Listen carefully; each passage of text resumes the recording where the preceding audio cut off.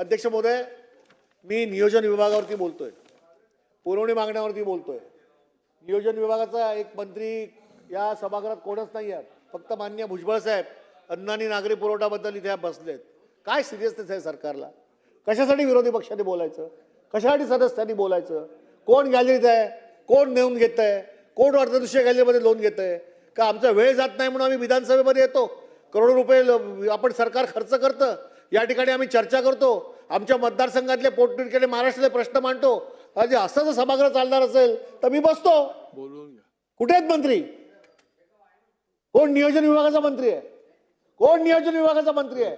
3 आज विभाग आहेत ना शालेय, आज काय वेळ आहेत? नियोजन आहे, अन्न नागरी पुरवठा आहे आणि सार्वजनिक आरोग्य आहेत। कुठे आहेत मंत्री? अध्यक्ष महोदय बोलवा त्यांना। अध्यक्ष महोदय, मंत्री महोदयांना बोलवा। विधान परिषद खाली बोलवा, विधानसभा महत्वाची आहे। अध्यक्ष महोदय, विधानसभा ही महत्वाची आहे। विधान परिषदेमध्ये असतील, मुख्यमंत्री देतील, उपमुख्यमंत्री आहेत। आज नियोजन विभागावर चर्चा सुरू आहे, पुरवणी मागण्यावर चर्चा सुरू आहे। आम्ही बोलतोय पोटतिडकीने, प्रश्न मांडतोय महाराष्ट्रातले, ऐकतोय कोण? निरोप पाठवला। बोलवा, मी बसतो खाली, जोपर्यंत येत नाही तोपर्यंत। अध्यक्ष महोदय, मला माफ करा, आपलं चालू ठेवा, ते लिहून घेतील। आम्ही बोललो पाठवलं। लोकशाहीचा गळा कसा घोटतात त्याचं उदाहरण आहे। नोंद घेतील। आपलं सुरू ठेवा प्रभू साहेब। तुम्हाला सगळ्यांना मान्य असेल तर मी बसतो, मंत्रीच नाही सभागृहात, कशासाठी बोलायचं? मी भुजबळ साहेबांबद्दल नाही बोलत आहे। सुरू ठेवा। नियोजन विभागामध्ये काल बोललो अध्यक्ष महोदय, मी काय आरोप करत नाहीये।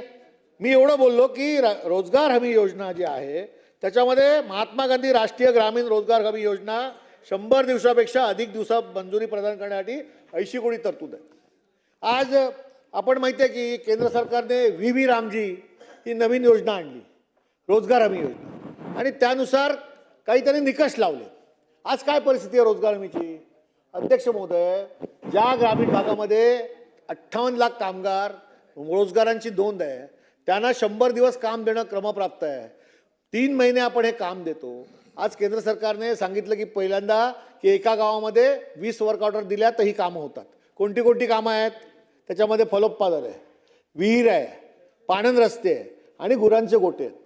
काय परिस्थिती आहे भुजबळ साहेब? आज भुजबळ साहेब, आपण सिनियर नेते आहात, आम्हाला मार्गदर्शन करा की 20 योजनांची साठी पूर्वी वर्क ऑर्डर दिली जात होती, आता ती 10 वरती आणली। 10 वर्क ऑर्डर्स द्यायच्या कशाला?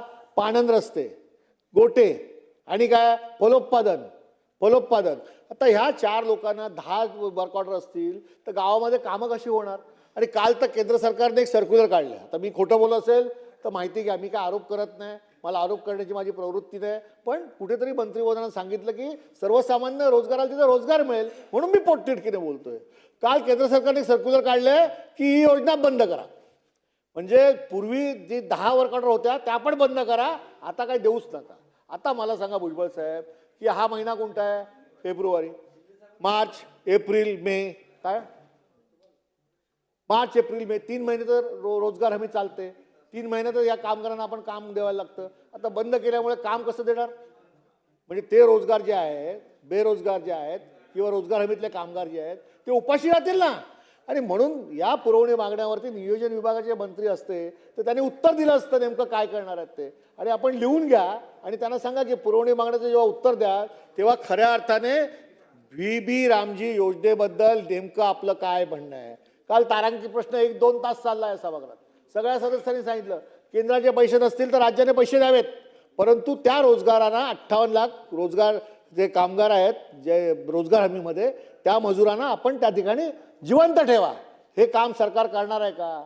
आणि म्हणून 58 लाख बेरोजगार आणि रोजगार हमीतले कामगार आज ज्यांची उपासमारी होईल त्यासाठी मी पोटतिडकीने बोलतोय आणि म्हणून मला मंत्री पाहिजे होते। माझं भाषण मंत्री महोदयांनी ऐकावं अशी माझी बिलकुल इच्छा नाही आहे आणि म्हणून आपण जरा त्या मंत्री महोदयांना सांगा आणि जेव्हा उत्तर देतील आज त्याच्यावरती या सगळ्या मुद्द्यावरती बोलायला सांगा। नियोजन विभागामध्ये साहेब अजून एक महत्त्वाचा विषय असा आहे की आम्हाला आमदारांना निधी दिला जातो। भुजबळ साहेब, नियोजन, आपण सिनियर मंत्री आहात, तुमच्याकडनं बघत बघत आम्ही शिकलो या सभागृहामध्ये तुम्ही बोलता त्यामुळे आम्ही बोलायला लागलो आणि त्यामुळे सरकारवरती अंकुश कसा ठेवा ते आपल्याकडनं शिकता शिकता आता विरोधी पक्षात राहून मी बोलतोय आणि तुम्ही असल्यामुळे जास्त बोलण्याचं मला या ठिकाणी वाटतं की नियोजन विभागामध्ये निधीचं वाटप होतं. आता हे निधीचं वाटप होताना पूर्वी कसं होतं की विरोधी पक्षाच्या आमदारांना सत्ता पक्षाच्या आमदाराच्या काही रेशो कमी पण निधी दिला जायचा. आज परिस्थिती काय आमच्या आमदारांची की आम्ही विरोधी पक्षात आहोत, आम्हाला स्पष्ट सत्ता पक्षाला जर 10 रुपये दिले तर आम्हाला 1 रुपयाच मिळतो. आता मला सांगा की सत्ता पक्षाच्या आमदाराला तिकडे 10 रुपये आणि आम्हाला 1 रुपया, हे त्याला अनियमितता जी आहे ना ती सुधारण्यासाठी कधीतरी हे सरकार आता चांगल्या पद्धतीने कधी कधी विचार स्वतःचे बदलणार आहेत की नाही.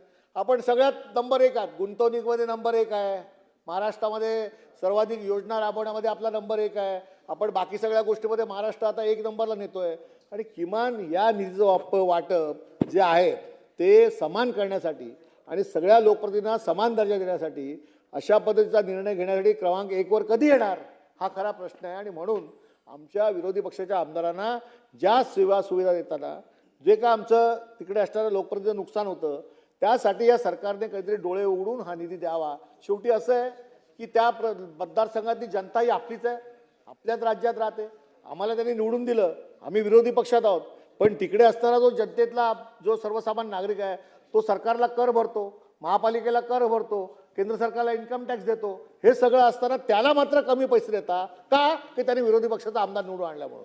आता हा लोकशाहीचा गळाघोट नाही आहे, सांगा मला साहेब अध्यक्ष महोदय, हा लोकशाहीचा गळाघोट नाही आहे का.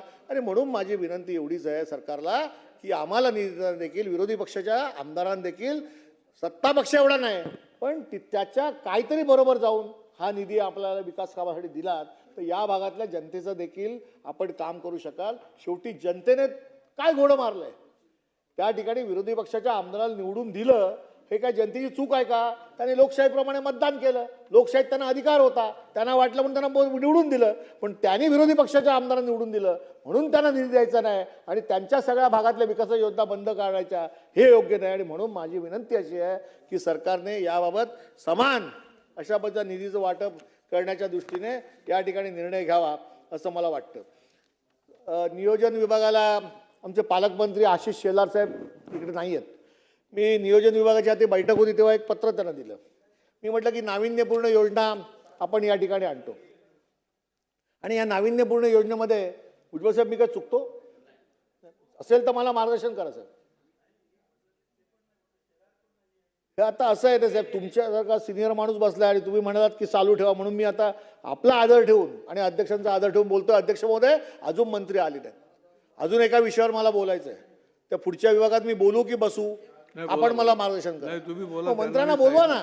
आले आले आले हे नियोजन विभागाचे आले. आरोग्य आरोग्य आरोग्याचे आलेले आहेत. बरं, नियोजन विभागाने मी पत्र आशिष शेलारांना दिलं होतं आणि आजची काळाची गरज आहे की शहरं जिकडे वाढत आहेत झपाट्याने तिकडे प्राणीप्रेमी पण वाढलेत आणि या सगळ्या प्राणीप्रेमी जे वाढलेले आहेत तिकडे मोठ्या प्रमाणामध्ये या शहरामध्ये जसं माणसाला दफनभूमी आहे आणि प्राण्यांना देखील इलेक्ट्रिक त्या ठिकाणी सिमेंट्री असणं गरजेचं आहे. अनेक प्राणीप्रेमींची ही मागणी आहे. त्यामुळे अर्थसंकल्पामध्ये नियोजन विभागाच्या वतीने प्रत्येक त्या संपूर्ण क्षेत्रात महानगरपालिका असेल नगरपालिका असेल त्या क्षेत्रामध्ये अशा पद्धतीची दफनभूमी आणि प्राण्यांसाठी शववाहिनी त्या ठिकाणी असणं हे आवश्यक आहे, विद्युतदाहिनी. आणि त्यामुळे मला असं वाटतं की या दृष्टीने नाविन्यपूर्ण जे उपक्रम आपण घेता त्याच्यामध्ये याचा अंतर्भाव करून याचा देखील समावेश झाला तर त्या ठिकाणी बऱ्याच प्राणीप्रेमींना याचा फायदा होणार. आणि त्याचबरोबर दुसरं महत्त्वाचं असं म्हणजे आपण अनेक ठिकाणी हायवेवरून प्रवास करतो, रस्त्यावरून प्रवास करतो, अनेक प्राण्यांना त्या ठिकाणी इजा होते, ते तडफडत त्या ठिकाणी पडलेले असतात, पोलिसांना काहीतरी फोन जातो, पोलिसांची व्हॅन येते, त्यात उचलून त्यात टाकले जातात. मला असं वाटतं की आपण मुंबई असेल, ठाणे असेल, नाशिक असेल किंवा या राज्यातील प्रगत शहरं असतील या शहरामध्ये प्राण्यांसाठी आपण हॉस्पिटल्स तयार करतो. आता माझ्या माहितीप्रमाणे शहरामध्ये आपण प्राण्यांसाठी एक मोठं हॉस्पिटल आपण गोरेगावमध्ये तयार करतोय.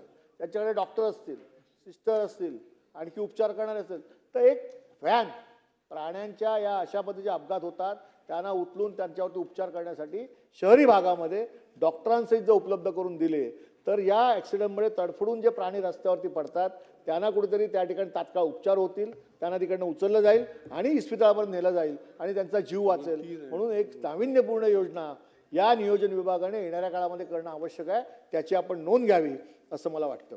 अध्यक्ष महोदय, आज तिसरा जो विभाग आहे तो आहे सार्वजनिक आरोग्य विभाग. सार्वजनिक आरोग्यामध्ये माझ्या माहितीप्रमाणे यावेळेला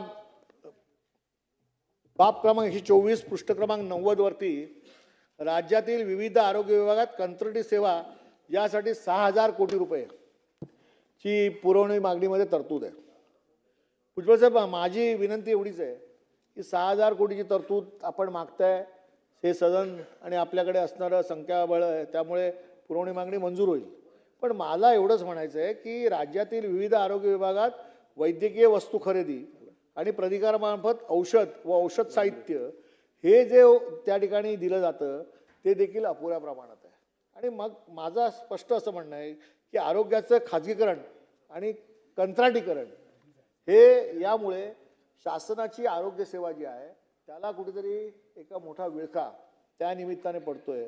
आणि म्हणून मला असं वाटतं कंत्राटीकरण न करता आपण शासकीय त्या ठिकाणी भरती करून या सगळ्या गोष्टी करणं आवश्यक आहे. मला माहिती आहे की माननीय मंत्री महोदय सांगतील की आर्थिक तूट असताना आपण अशा पद्धतीची भरती केली तर सरकारवरती लायबिलिटी येतं.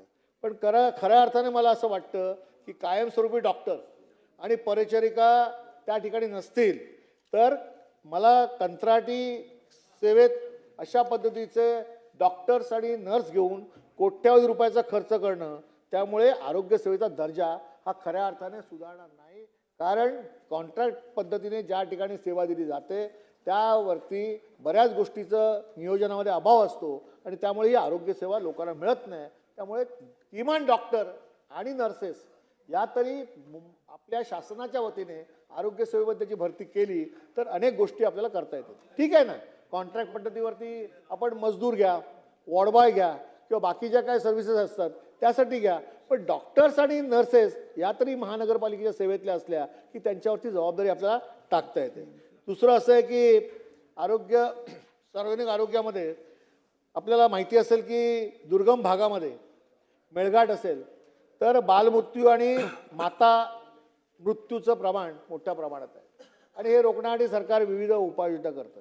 पण आज केवळ मेळघाटातच नाही आहे, मुंबई शहरात देखील तीच परिस्थिती आहे. आज मुंबई शहरामध्ये आदिवासी भागामध्ये आपण बघा किंवा आदिवासी भाग सोडून जिकडे झोपडपट्ट्या आहेत तिकडे बघा की मोठ्या प्रमाणामध्ये माता बालमृत्यूचं प्रमाण हे मोठ्या प्रमाणात आहे. आपण सर्वे घ्या, मी आरोप नाही करत आहे.